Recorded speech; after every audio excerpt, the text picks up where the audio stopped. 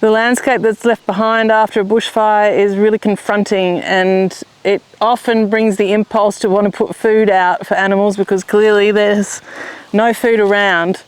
And it's really important to know that food for wildlife is really tricky and can sometimes do a lot more harm or even kill the animal than it does help them. The Taronga Conservation Society has put out a sustainable food guide. It's really comprehensive and really easy to read, and that lists all the different appropriate foods for different species, as well as tips and foods that can harm them. Things to consider when you are putting out food. Well, from my experience here is I've put out a few different food stations over the last week. Some of them haven't even been touched, and I got in contact with a wildlife vet nurse to ask her about that to see if I was doing something wrong or is there something better that I could do. And she let me know that often the food that we put out is really foreign to wildlife. It's not really something they've come across before. So sometimes they won't take to it, and sometimes it'll take them a while to take to it. So the things to consider are not putting out too much food, because overfeeding the animals can create a dependency or it can harm them. And really we only want to give them food in critical situations when there's nothing around. We want them to be able to get back to their normal food stocks when that comes through. I mean, I'm looking over there, there's tiny little green shoots on some of the areas coming through, so hopefully it won't be too long until there's some types of food sources for some animals. The other thing is to think about, there's going to be animals that are weaker than others due to injuries. So make sure the food that you put out is dispersed so that there isn't a congregation of dominant animals over weaker ones, and that different animals can get the foods that they are trying to access. One of the things to consider, depends where you live, is it's been suggested not to put food back in the same spot regularly for wildlife because of predators. I did read a report that came out after the fires down in Victoria. They have something like 3 times the national average of wild cats. And so that was a real issue, cats and foxes predating on wildlife that had survived the bushfires. So yeah, I don't know, you're just going to have to work that one out and use your common sense. I'm putting it here.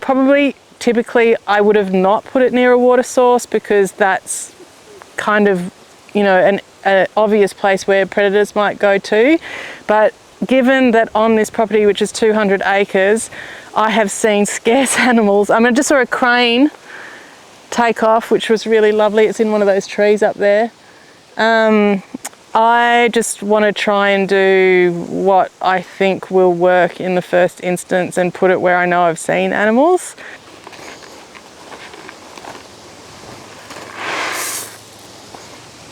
I was just thinking maybe, you know, another tip to work out where to put the food. I mean, I'm devastated here.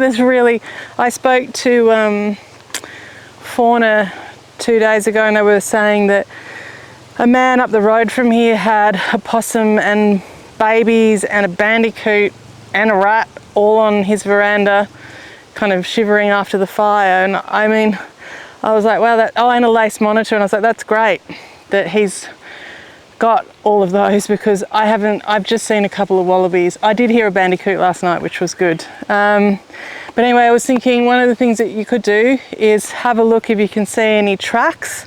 Fresh tracks. I saw some fresh tracks over just there before, earlier this morning. Or you can have a look if you can see fresh scats. So if you kind of get a sense of where you've seen animals moving through, of course you can see their tracks where their typical paths are, if they still use them, then that might be a good way of also trying to work out where to put food down.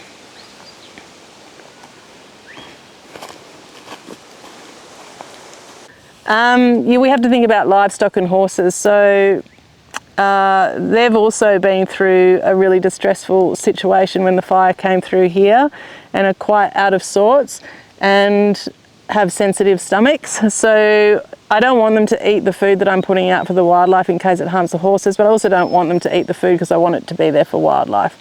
I'm going to make some bird feeding stations, and there'll be a separate video to show you how to easily rig up some of those. I guess really the main thing is just use your common sense, follow the sustainable food guide, don't overfeed the animals, be really aware of all the different species and where they usually access food. Is it up in trees? Is it on the ground? Try not to put the food that you're putting out on burnt ground so that they're not eating the ash if there are any spaces that aren't burnt. And if you're in doubt, contact your local wildlife care service and they'll be able to head you in the right direction.